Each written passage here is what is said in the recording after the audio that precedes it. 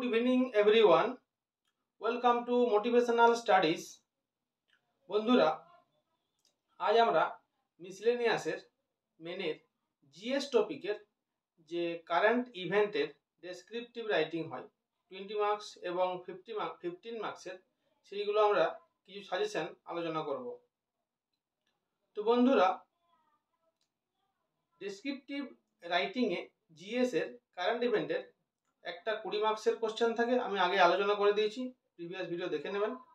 এবং 4টে 15 মার্কসের কোশ্চেন থাকে, তার মধ্যে দুটো করতে হবে, টোটাল 3টে কোশ্চেন করতে হবে। তো আপনাদের 20 মার্কসের একটা লিখতে হবে এবং 15 মার্কসের করে দুটো লিখতে হবে। তো তার কিছু সাজেশন আমি আলোচনা করে দিচ্ছি। তো তার আগে বন্ধুরা, আমার একটা কথা আপনাদের কাছে রিকোয়েস্ট, যে আপনারা ভিডিওগুলো দেখছেন, ভিউ ভালো হচ্ছে, কিন্তু আপনারা সাবস্ক্রাইব করছেন না। তো আপনারা লাইক সাবস্ক্রাইব করুন, তাহলে তো আমি আরও উৎসাহ পাবো। এটাতে আমার তো কোনো বেনিফিট নেই আর আপনাদের কোনো লস নেই। তো তাতে আমি একটু উৎসাহিত হব এবং আপনাদেরও সুবিধা হবে আর কি। আপনাদের কাছে ভিডিওগুলো যে পোস্ট করব আপনাদেরই উপকারে লাগবে, আপনাদের ভালো হবে আর কি। একটু সাবস্ক্রাইব করুন, লাইক করুন, ভিডিওগুলো শেয়ার করুন আরও বেশি করে, তাহলে, এবং উৎসাহ প্রদান করুন। তো যাই হোক বন্ধুরা, আমরা যে ইম্পর্টেন্ট টপিক কিছু আলোচনা করছি। ফার্স্ট টপিক আমরা আলোচনা করছি যে Assam Arunachal border dispute. Assam Arunachal border dispute, এটা খুব ইম্পর্টেন্ট আছে। 2 নম্বর ইম্পর্টেন্ট টপিক আমরা আলোচনা করছি Mizoram Assam new active sectors for infiltration. BSF এটা রিপোর্ট দিয়েছে, তো এটা কিন্তু ইম্পর্টেন্ট আছে এই বছর। আমরা থার্ড ইম্পর্টেন্ট টপিক আলোচনা করছি, মানে সাজেশন হিসাবে, US's gold card visa program, it's effect on India. তো ইউএসএ একটা গোল্ড কার্ড ভিসা প্রোগ্রাম চালু করেছে, যেটা $5 মিলিয়ন দিয়ে পরে ইউএসএ পার্মানেন্ট সিটিজেনশিপ পাওয়া যাবে এবং তাদের বিশেষ কিছু ট্যাক্স লাগবে না, এইসব কিছু বেনিফিট আছে। ডোনাল্ড ট্রাম্পের প্রেসিডেন্সির আন্ডারে এটা তৈরি করা হয়েছে। তো আপনারা এটা ডিটেলসে পড়বেন এবং লেখার চেষ্টা করবেন ডিটেলসে। আপনারা 20 মার্কস করে এগুলোর প্রিপারেশন করুন, তাহলে লেখার সময় 15 মার্কস অটোমেটিক হয়ে যাবে আপনাদের। আর 20 মার্কসগুলো কিন্তু আরও ভালো করে লেখার চেষ্টা করবেন।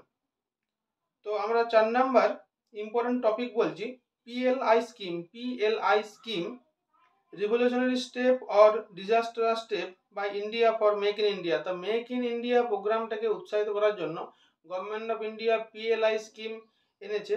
তো এইটা কিন্তু খুব ইম্পর্টেন্ট টপিক এবছর। আমরা 5 নাম্বার ইম্পর্টেন্ট টপিক বলছি electronic interlocking system in railways. তো রেলওয়েজ যে দুর্ঘটনা হতো খুব আগে, তো সেইটাকে মানে প্রিভেন্ট করার জন্য ইন্ডিয়ান গভর্নমেন্ট বা রেলওয়ে ডিপার্টমেন্ট বলতে পারি, Indian railways interlocking system, electronic interlocking system develop করেছে।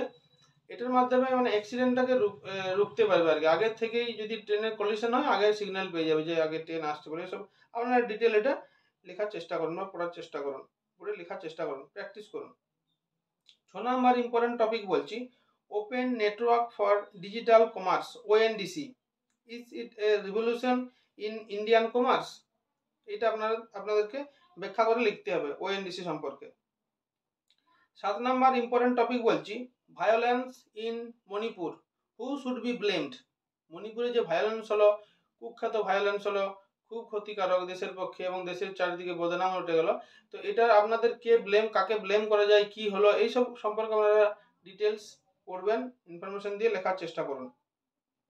8 নম্বরে বলছি আমরা article 370 article, current situation of article 370 সম্পর্কে আমরা আলোচনা করবেন। কবে এসেছে, কবে স্ক্র্যাপ করা হলো, এটা কি বেনিফিট ছিল, সব সম্পর্কে আলোচনা করবেন। বলা যায় না এটা দিতে পারে, এটা একটু লেস ইম্পর্টেন্ট বলতে পারেন আপনারা অন্যান্য টপিকের থেকে, বা ইম্পর্টেন্টও বটে এটা। ওয়াক অফ বিল অ্যামেন্ডমেন্ট নিয়ে এটা আপনাদের 9 number important topic. Walk of bill amendment নিয়ে খুব চারিদিকে একটা কি সংঘর্ষের পরিস্থিতি তৈরি হয়েছিল। তো ওয়াক অফ বিল অ্যামেন্ডমেন্ট নিয়ে আপনারা একটু দেখার চেষ্টা করবেন। 10 নাম্বার ইম্পর্টেন্ট টপিক বলছি sanctions committee of UNSC, United Nation Security Council, India status in UNSC and India's argument to become a permanent member at UNSC। মানে এই UNSC সম্পর্কে আপনাদেরকে একটু ডিটেলস জানতে হবে এবং স্যাংশনস কমিটি নিয়ে জানতে হবে আপনাদেরকে। আর পার্মানেন্ট মেম্বারশিপ ইন্ডিয়ার কি স্ট্যাটাস আছে এইসব নিয়ে আপনাদেরকে একটু লেখার চেষ্টা করুন। 11 নম্বর বলছি আমরা revolution in Indian defence sector and space technology. Revolution in Indian defence sector and space technology, এটা সম্পর্কে আপনাদের লিখতে হবে, এটা কিন্তু খুব ইম্পর্টেন্ট টপিক। 12 নম্বর ইম্পর্টেন্ট টপিক একটা বলছি যে cyber attack on India and India step to prevent it, current developments. Cyber attack নিয়ে পড়ে ইন্ডিয়া কি ডেভেলপমেন্ট করেছে যাতে সাইবার অ্যাটাকগুলো আটকানো যায়, সেইগুলো আপনাদেরকে বলতে হবে। পরেরটা important topic India's progress in AI technology, future of AI in India. AI technology নিয়ে ইন্ডিয়ায় কি ডেভেলপমেন্ট হলো এবং এআই টেকনোলজির ইন্ডিয়াতে ফিউচার কি, সেই সব নিয়ে একটু আলোচনা করতে হবে।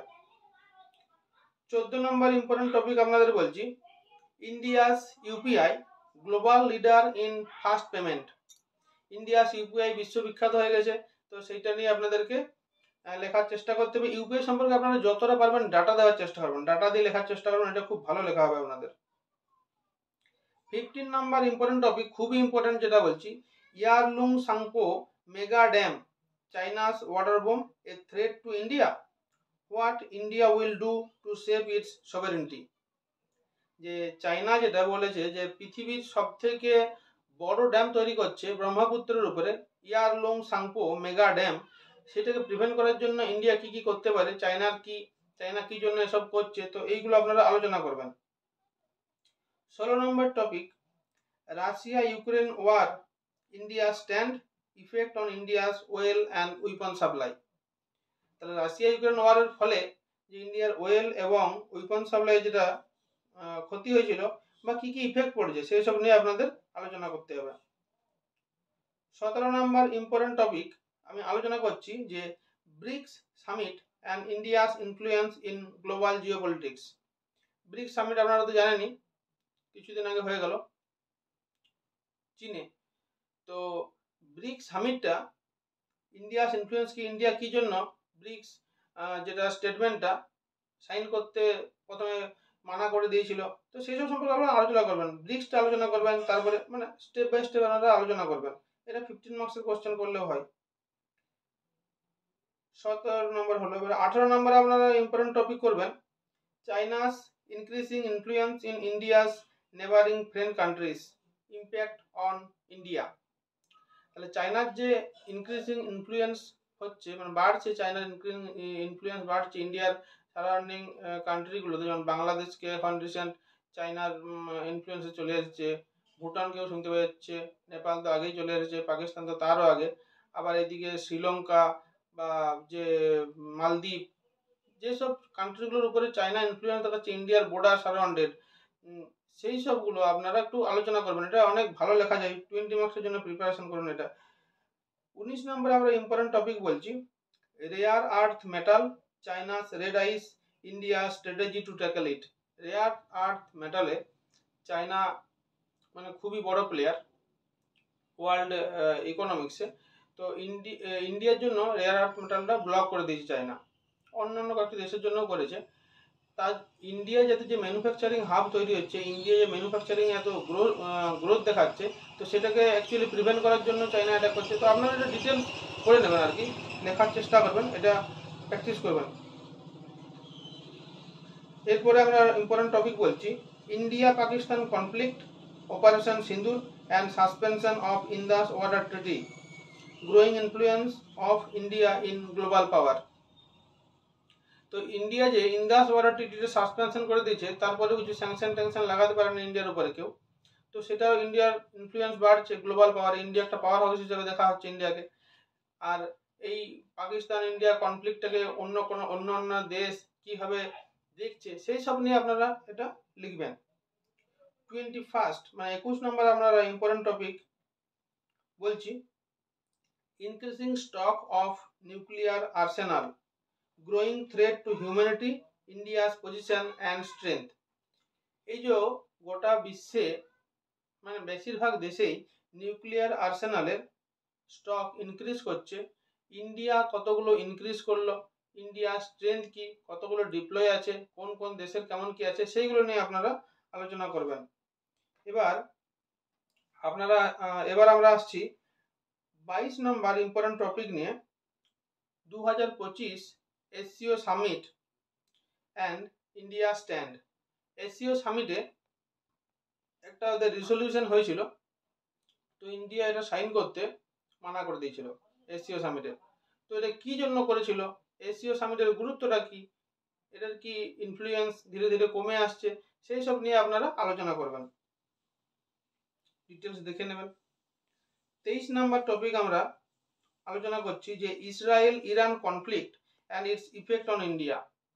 ইসরায়েল ইরান যে কিছুদিন আগে কনফ্লিক্ট হয়ে গেল, সেটার ইন্ডিয়ার উপরে কি কি প্রভাব পড়লো, কোন কোন দিকগুলোতে ইন্ডিয়া ক্ষতিগ্রস্ত হলো, ইন্ডিয়া কি স্ট্যান্ড নিয়েছিল, সেই সব নিয়ে আপনারা আলোচনা করবেন।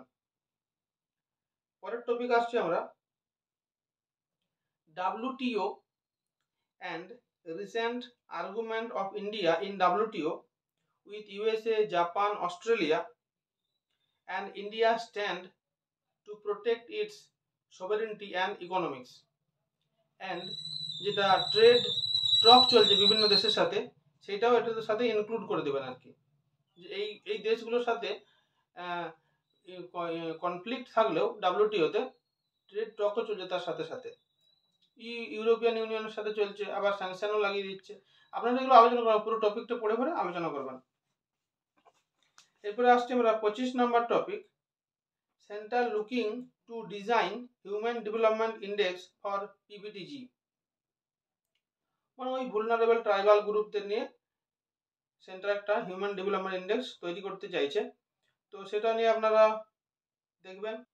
এই টপিকগুলো রইল, আপনারা এই টপিকগুলো নিয়ে লেখার চেষ্টা করুন, একটু ইনফরমেশন জোগাড় করুন, এইগুলো প্র্যাকটিস করুন, যাতে আপনারা ওই পরীক্ষার খাতায় লিখে আসতে পারেন। শুধু পড়ে গেলে হবে না, আপনারা এইগুলো একটা করে নোট তৈরি করুন, একটা একটা করে লেখার চেষ্টা করুন, প্র্যাকটিস করুন। তো আজ এই পর্যন্ত রইল বন্ধুরা। আর আপনাদেরকে একটা রিকোয়েস্ট, কিন্তু বারবার বলছি, এই চ্যানেলটা সাবস্ক্রাইব করুন। আপনারা সব দেখে বেরিয়ে যাচ্ছেন, কিন্তু চ্যানেলটা সাবস্ক্রাইব করছেন না। যাই হোক, চ্যানেলটা সাবস্ক্রাইব করুন, ভিডিওটি ভালো লাগলে লাইক করুন, আরও শেয়ার করুন যাতে সবাই জানতে পারে। তো আজ এই পর্যন্তই রইল, ধন্যবাদ।